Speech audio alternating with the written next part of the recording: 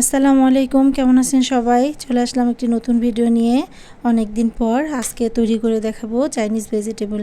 পেঁপে নিয়ে নিচ্ছি, গাজর, পেঁয়াজ,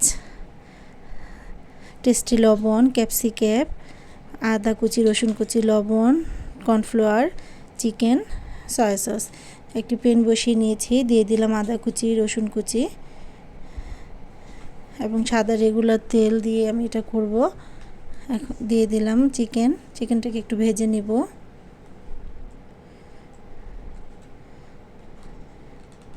দিয়ে দিচ্ছি লবণ,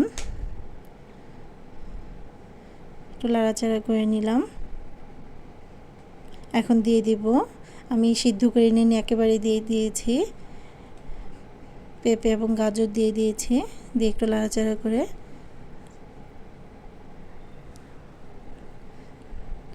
কিছুক্ষণের জন্য হাই হিটে রান্না করব। দিয়ে দিলাম 2 কাপের মতো পানি।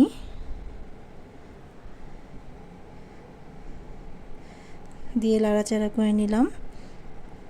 এই তো বলক এসে পড়েছে। দিয়ে দিলাম 4-5টি কাঁচামরিচ।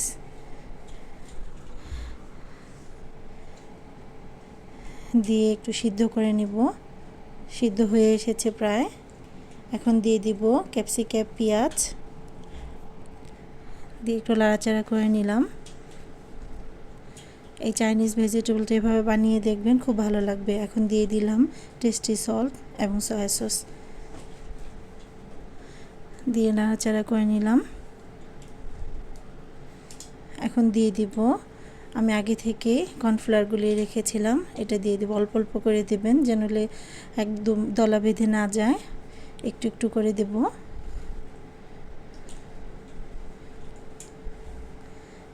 আর একটু দিয়ে দিব। এই তো প্রায় হয়ে এসেছে ভেজিটেবল। বাসায় ট্রাই করবেন, ভালো লাগবে। ভিডিওটা যদি ভালো লেগে থাকে অবশ্যই লাইক শেয়ার করে দিবেন। দিয়ে দিলাম 1 চামচ ঘি।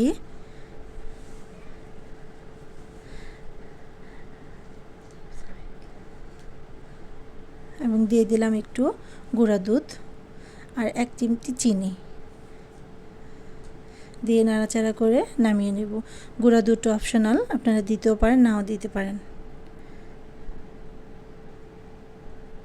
এই তো হয়ে এসেছে।